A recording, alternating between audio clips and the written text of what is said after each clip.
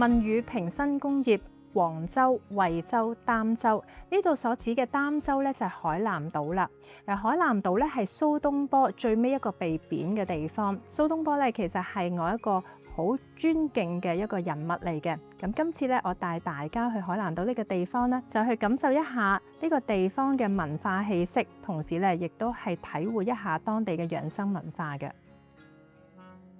第一，食療智慧。海南有天然藥庫之稱，喺今日，海南人依然係善用益智仁、砂仁、巴戟天、檳榔等等呢4大南藥嚟到入膳。喺第4次全國中藥資源普查數據裏面顯示，全省咧總共係有2000幾隻中藥，咁裡面嘅特色南藥咧係佔全國嘅90% 以上嘅。海南嘅食療文化深深咁樣植根喺藥食同源嘅理念，佢哋將地道嘅藥材融入喺日常嘅飲食當中，形成獨特嘅藥膳體系，延續住1000年嘅藥食傳統。喺舊年年底，姚慈漢方慈善基金舉行咗2次身心滋養嘅講座，好多謝大家熱烈嘅支持，反應非常之好，座無虛席。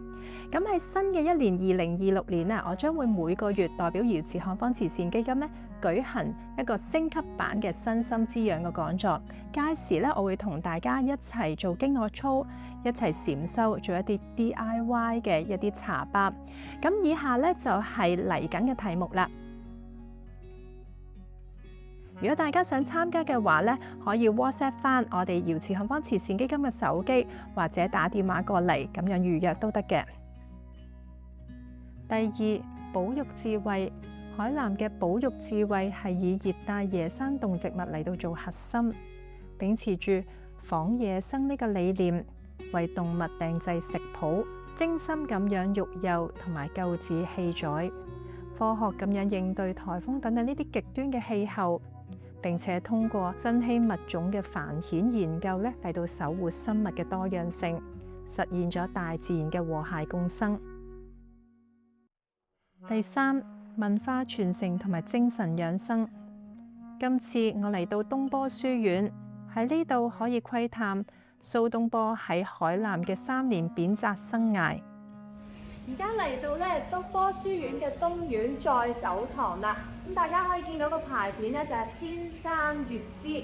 佢好中意同埋啲朋友一齊飲酒作詩，咁周圍咧係有好多好靚嘅蓮花池，咁令到咧佢更加有詩興嘅。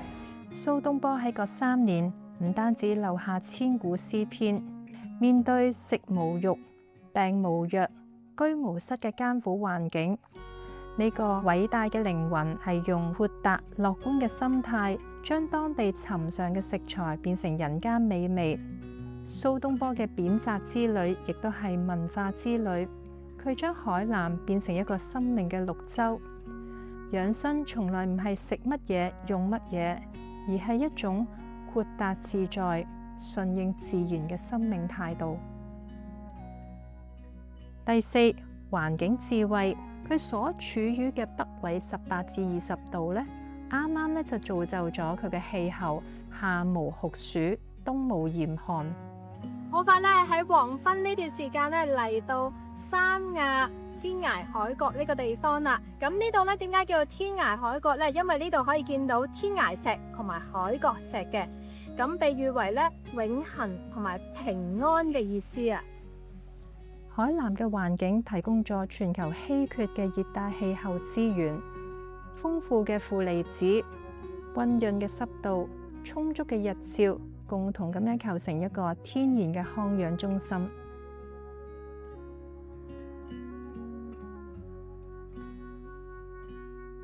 喺海南島嘅幾日咧，成日都落住毛毛細雨。嗰段時間咧就有啲似而家香港嘅天氣，有啲潮濕，好多時候個人會覺得有啲攰啊，容易水腫。咁所以咧，我就 keep 住飲呢個去濕消腫茶啦。呢個去濕消腫茶咧，主要係由健脾去濕消腫嘅草本嚟到組成嘅。咁我喺呢幾日咧就飲住呢個茶咧，可以幫助咧我哋健脾胃之餘咧，同時可以幫助去水腫啦，同埋有消脂嘅作用。加上呢個姚慈漢方方嘅養生杯咧，都係今次瑤池漢方慈善基金嘅義賣項目嚟嘅。佢係用雙層玻璃杯做啦，咁佢可以令到咧我哋有個保溫嘅作用，亦都唔會因為啲不鏽鋼咧而釋放啲有害物質嘅。咁另一方面咧，後面咧係有我自己親筆寫嘅一個寒熱底嘅詩句，咁你可以透過詩句咧知道自己寒底定熱底。呢個養生杯同埋呢個去濕消腫茶都係今次瑤池漢方慈善基金嘅義賣項目嚟嘅，希望大家多多支持啦。